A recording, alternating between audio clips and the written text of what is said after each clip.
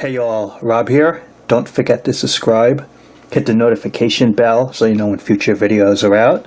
And I suppose you could call this a part 2 of the MCU, The Magic is Gone. And like I explained in the first video, that the lockdowns have broken the habit for the audience, and now the spell that we've had all these 10 years or so, it's dissipated. And now if a Marvel Cinematic Universe film is to do good, I think it has to earn it in a way previous films did not. With Phase 4 going full woke, and it's not about being true to the essence of the character and the story being told, but it's about a social agenda, a political agenda, and all of this representation. And there is nothing wrong with representation if you are being true to the spirit and the essence of that character or that story. But what they're doing, for example, with DC and this Black Superman they want to make for a movie, is they're taking an 80-plus-year-old established white-looking character and flipping it black and saying this is to represent. This is not how you represent. What you do is you take a black comic book character who already exists, like Static, and you put them on the big screen. Okay? That is representation. Representation is not taking a character like Ajax from Eternals, gender flipping it, and saying this is for representation. Or changing a person's sexuality, like Robin in the comic books, Tim Drake. This is not representation. Taking a long-established character, gender flipping it, race swapping it, or changing their sexuality, and then saying this is for diversity, this is to represent. No, it's not. This is an agenda. A political agenda, a social agenda, and to brainwash you, the public. If you want to represent, like I said, you pick a character who exists already, and then you promote them on the big screen. Fine. Or you make a new character who has not existed before, and put them in the comic books, or put them in the movies. You don't take a character who has long been established, completely change it to fit your needs, and then say this is about representation and diversity. No, it's not. It's an insult. What you're basically saying is this character that you grew up with 30, 50, 80 years, it doesn't matter because we're going to change it to fit our needs, and if you don't like it, too bad for you. And it's complete BS because they're acting like there has never been Asian heroes before, or black heroes before, or people or women heroes before. They act like this is the first time and you got to push this movement now. And you look at like the politics, okay? Check this out. And I heard this quote, so it's not a direct quote, okay? But it was something like, in the West, which is America, the women act like they're oppressed. But in the Mideast, the women really are oppressed. They act like it. And it was so true when I heard that quote, because show me, what rights do women not have? Can they not vote? Can they not work? Can they not get an education? No, of course they could do all of these things. What are they denied? What are black people denied? You know, tell me, okay? But you go in the Mideast, where women are basically subservient and they cannot get an education. The man is totally in control. They cannot go to school, they cannot work, and they are basically second-class citizens and beaten. I don't hear anyone advocating for the Mideast women who are treated like garbage. I don't hear anyone advocating for the African slaves where slavery does still exist. They won't advocate for that, okay? But they'll advocate in America and protest and do all this crap, act outraged, but when outrage really exists in the world, they stay silent. And that's the same thing, if you're listening to this, the same thing with this woke agenda. All of this crap, all of this outrage, when it's we, the long-established comic book readers, who should be outraged and not them. Think about it. All of these people who want representation, like the Kamala Khan, Ms. Marvel, the Muslim woman. Comic books keep getting canceled. No one's buying the issues. They keep pushing it. Well, if you really liked the character and supported it, you woke people, why don't you buy and support the comic book? This is crap. You know, nobody's buying it. Most of these people who like these MCU movies and who are woke and want this agenda, most of them are not buying comic books. And the ones that do are such a small percent that it almost doesn't exist. They are such a small amount of people. It's like, you want a comic book education, okay? You hand these people a copy of The Watchmen, The Dark Knight Returns, the John Byrne and Chris Claremont X-Men, Frank Miller Daredevil run. You hand them the Stan Lee and Jack Kirby Fantastic Four run, the first 102 issues. You hand them the first 100 issues of the Amazing Spider-Man run. This is a comic book education, okay? This is real readership. Not the modern comics crap that these people are advocating. You want to wake someone up to appreciate comic books? Give them those runs that I just mentioned. And they're in the omnibus format, okay? They're in these big volume trades, epic collections. If they read that and enjoy that, that's comic books. That's superheroes. Not the crap made now. So let's get that straight. Now let's talk about, before I really want to get into the Marvel stuff, DC Comics is no different. From the rumor I hear, and mind you, it is just a rumor. It might not have any valid thing at all. Is on The Flash, it's going to have Batman 89, the Michael Keaton one. And it's going to have the Ben Affleck version. And it's going to have this Supergirl. But it's not the traditional Supergirl who's white, blonde, long hair. The one that you've recognized or grown up in decades. It's probably some alternate comic world. Sasha Calle with short hair. And from leaked pictures, it looks like it's a full costume with almost no skin showing, no dress.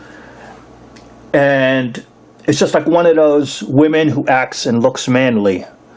And from what the rumor is, both men, both Batmen, will basically be like jokes in terms of them not being the one to save the day, that it will be her, that Supergirl, who saves the day and basically puts the men in their place. I don't know if that's going to be true,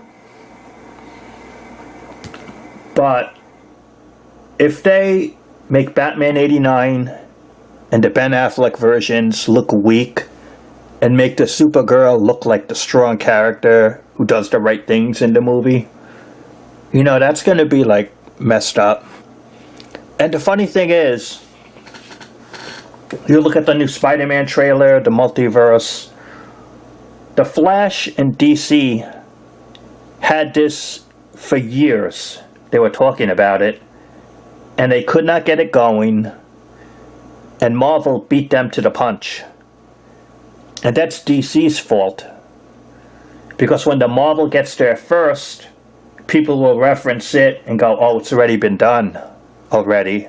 And DC looks secondhand, bringing it to the big screen. And the Marvel explanation in the trailer was very simple, but to the point, to the general public to get it. Oh, it's magic. It's accessing different worlds and dimensions we don't know much about. Okay, simple explanation, told well. With DC, it seems you're going to have to explain, this guy runs so fast, he breaks the time stream barrier, he could go to the past, he could alter it, and the DC version of explaining the multiverse. Whereas the Marvel one is, it's just magic. You know, right to the point, you don't have to explain it anymore. And so that's pretty cool. Before we get to the Marvel stuff, the MCU we want to talk on, you know, DC, it seems it's harder to figure out their universe because they don't make an official timeline really like Marvel has done and said, okay, this year we're going to put this movie out and then this one, you know, all in a very easy to understand chart. So you can at least appreciate the MCU that they give you a chart of what to expect and when. And with DC, they really don't do that. From what I've seen, the Flash movie supposedly resets or changes things to accommodate for the new Batman, possibly, and things of that nature.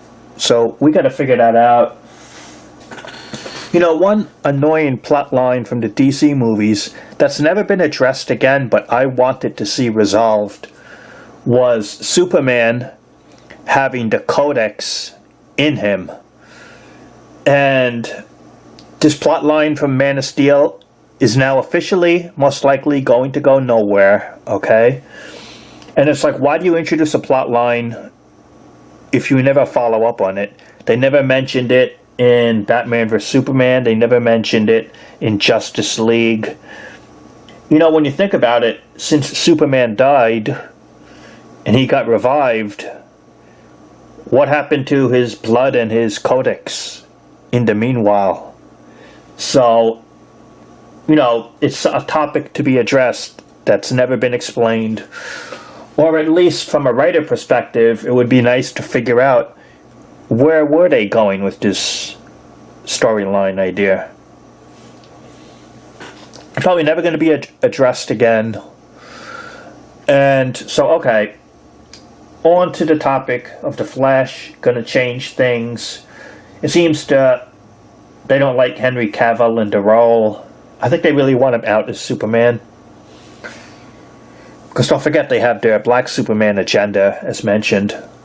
On the Batman movie, they race-flipped Commissioner Gordon. Why? Because why not? And you see, this is the subtle agenda.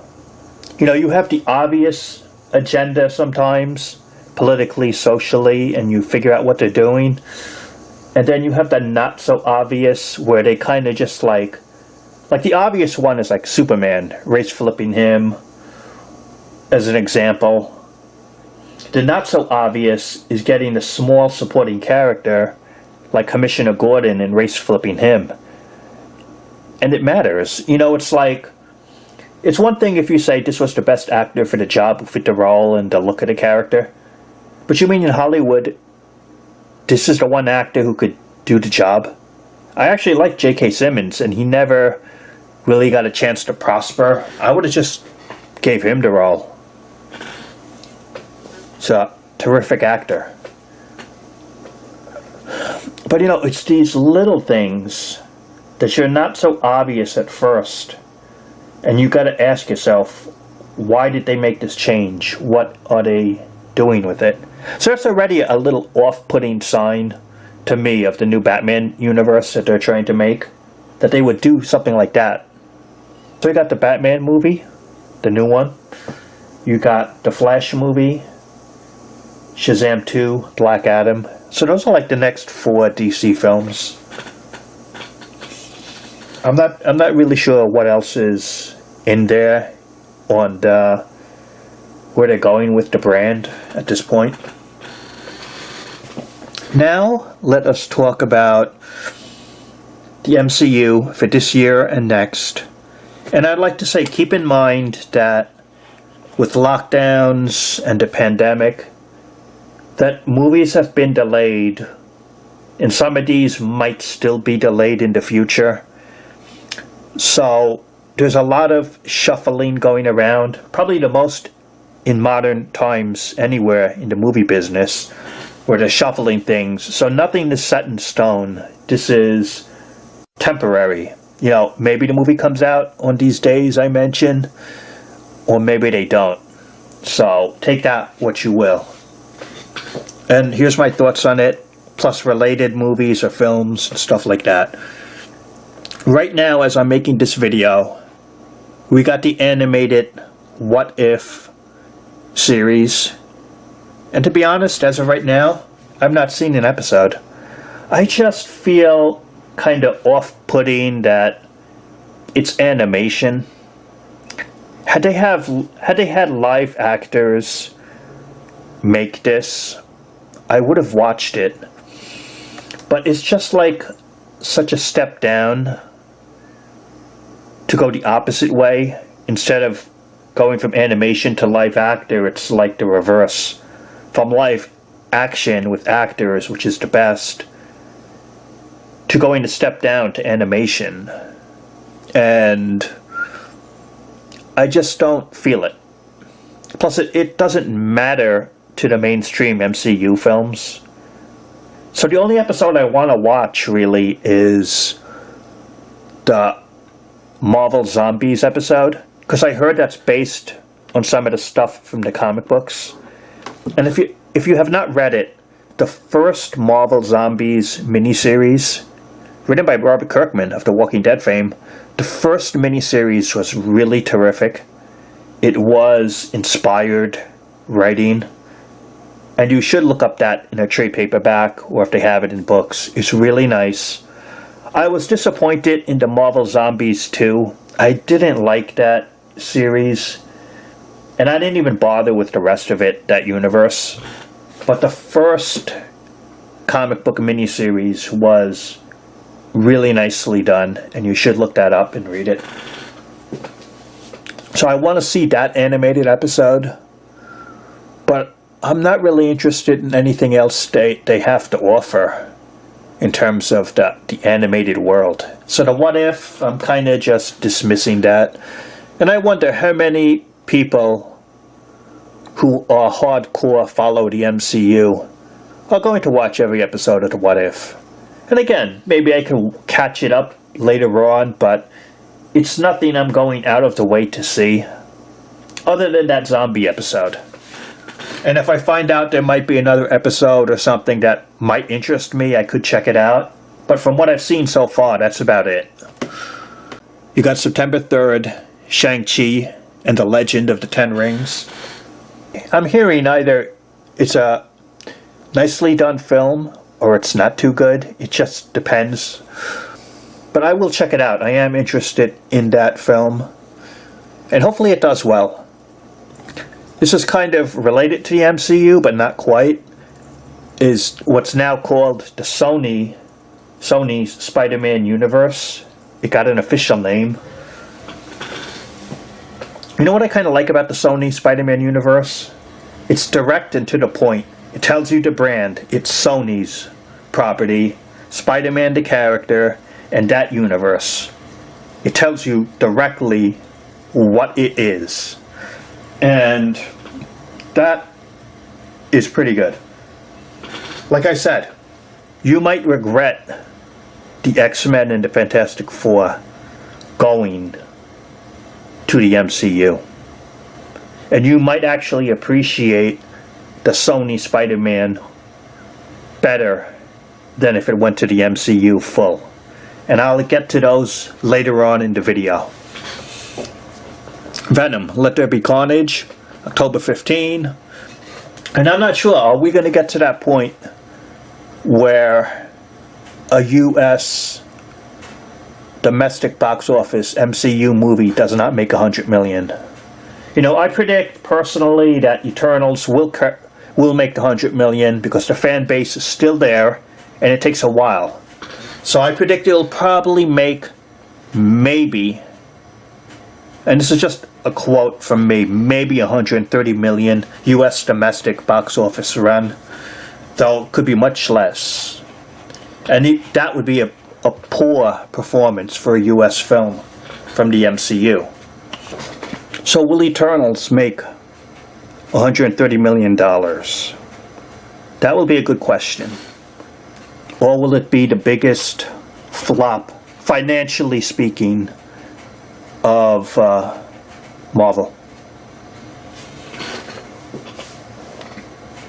But for me, personally speaking, the worst MCU movies for me were Iron Man 2 and Iron Man 3 for a variety of reasons. You know, it's like when you get to a movie that you just do not want to sit through again or watch it on TV for free. You don't want to watch it on the background of the TV viewing. Then you know it's a bad film. You know, as bad as Captain Marvel was as a movie with its agenda, I could keep that on in the background as I do other stuff if it's on TV. But Iron Man 2 and 3, I just gotta flip the channel. And even though people rag on the first Captain America movie and the first Thor movie, to me it's okay enough to leave on in the background. And Guardians of the Galaxy 2 was disappointing, but I could keep that on in the background. So for me, I guess personally, it's Iron Man 2, Iron Man 3, Guardians of the Galaxy 2. And then the rest I could kind of leave on the television. But Eternals, I think, will actually be better than Iron Man 2 and 3. To me, it will not be the worst. Will it be able to rewatch it if it's on free TV, on cable? I will have to see on that. I just personally think, story-wise, despite all the race-flipping, gender-swapping, and all the changes, it still might be watchable. I think Shang-Chi will definitely be watchable.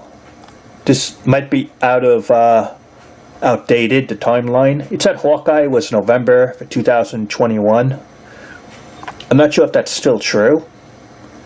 But whatever the case, Hawkeye, they're going to promote the female Hawkeye, and they're supposed to have the new Black Widow in it, the sister. And I think, you know, you could smell the political agenda of sidelining Hawkeye. And then you got December, the No Way Home Spider-Man movie. Even though it's Sony and it's connected, the MCU Spider-Man, either his last or second to last, I think, appearance. I think there's only supposed to be like one or two films. One film after this, or maybe one more. And then it's like, unless they work out a deal, it's kind of officially over, the contract. It's a multiverse film which connects to Doctor Strange, who's in a multiverse film with Scarlet Witch. And the Spider-Man trailer, as I'm making this, it totally obliterated the Shang-Chi and the Eternals interest, trailer-wise, I'd heard. Supposed to be January 21 of next year was Morbius. You notice they had a Morbius trailer like last year, and then the pandemic hit and everyone forgot about Morbius. Even though it was made already and filmed, And then you got Spider-Man No Way Home, and Venom 2, and Morbius got totally sidelined. Jared Leto. I don't know. I just personally think Morbius is not movie material for a solo film. Just speaking to you straight up as a comic book fan. You know, of all the heroes and all the villains you could choose, would you want to get a basic vampire on the big screen? And it's not even a real vampire. And you've seen so many vampire type movies before. It's like, what new ground are you going to explore? It's a C- level character at best. He works well as a villain in another movie. He works well as a supporting character in another movie. But for a solo movie, and it's just him, you know, that's a hard sell. Even for me, it's like, yeah, I know the comic character. I've read issues with him. But is he someone I'd go out of my way to see in a movie theater? Absolutely not. I would have just put him as a supporting character or a villain in another hero movie. What indication did they ever have that this was worthy of a solo movie? And then you got, oh, this might be the worst Disney Plus series. Ms. Marvel, early 2022, the Muslim Kamala Khan version of the character. I don't know what the Disney, how they do the ratings or the watch times. I'm not watching that series at all. It's a character who should never have had a series. So many other worthy characters in the whole entire Marvel catalog, and they jump-started this woman because it's a Muslim character. Is there any fan demand? All her comic books suck, fail, get cancelled. They keep trying, they keep pushing, and it keeps failing. And her powers stink, and I heard they're going to change it for the TV series. So how are you being true to the character when you know her powers stink and you're changing it for the TV series? I'm not sure. The only way they could sell this series is if someone you like is in it. Maybe like a Spider-Man or a Captain America, Doctor Strange. Someone you actually like and want to see. If they are co-starring in the series, so you kind of got to put up with Miss Marvel, maybe it'll be watchable. If they had an episode, let's say, of a good guest star, then maybe I would watch that episode for the guest star. But unless they have a hook to sell it to you, something that you will really want to see it for, skipping it. Zero interest. That might be the biggest failure of Disney Plus. And then you're jumping to, in March of next year, Doctor Strange, Multiverse of Madness. I'm not sure how the context of this is. This multiverse timeline, whatever, is it going to be resolved here? It's not going to be resolved in Spider-Man. Will it be resolved here? Or will it continue? Or could it be a side plot in future movies? I have no idea, but, you know, of all the movies so far, I hope this one really does well. The Doctor Strange character. I hope this one really delivers. And then we get to a totally woke movie next May, Thor, when you have Natalie Portman become the female Thor.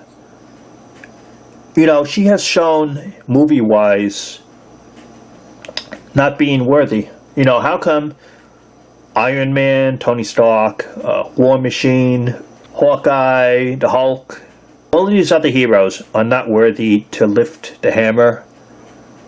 But Jane Foster, an ordinary human, is going to be found worthy to lift the hammer. It would have been different if it had been Beta Ray Bill and they went that way in the story. But you could smell the political agenda and politics all over this Thor movie. Then you got the Black Panther, Wakanda Forever movie in July of next year. Again, I have no idea how this movie is going to be, just like with the Doctor Strange one. And then you get November next year, The Marvels, with the Muslim one, the Brie Larson, and the one they introduced in the WandaVision, all three of them. It smells of a totally woke agenda. The unknown will be Moon Knight, the TV series. Hopefully it does well. I think the character is a kick-ass character. Could be potentially really good, but will they screw it up story-wise? But I want it to do well, Moon Knight. The She-Hulk series, I think that will be a woke agenda and politics in it. They're leading up to a secret invasion, which I think could do well, but at the same time, at what point are all of these politics, race flipping, gender flipping, all of this stuff, when is it going to all catch up and just turn off the audience? And we get some other stuff, but, you know, this is the majority of stuff coming out. And, like, I guess the final point is, of all the stuff I mentioned from the Marvel side, I would say, maybe, in my opinion, for at least me personally, maybe 30% could be potentially really nicely done, worth following and watching. I think about 40% is at least a woke agenda. It's going to be hard to even like the movie or TV series. It's probably totally garbage. 40%, just forget it. And then there's about another 30% in between. I don't know if I'm going to like it, if it's going to be proper, or if it's going to just be some political agenda that I'm not going to like. And I guess that's my final review of the stuff I've said to you. Of the stuff the MCU is going to make, it's, for a final count, 40% complete, looks like garbage so far. 30% very questionable, could go either way. And 30% potentially could be interesting, could be nicely done. We shall see. So this was a talk. I know it kind of went all over the place, but at the same time I thought it was interesting, informative of how I see things movie-wise. If you like this video, leave a comment, let me know. Don't forget to subscribe. Thanks for watching. Stay safe, my friends, and I will talk to you later.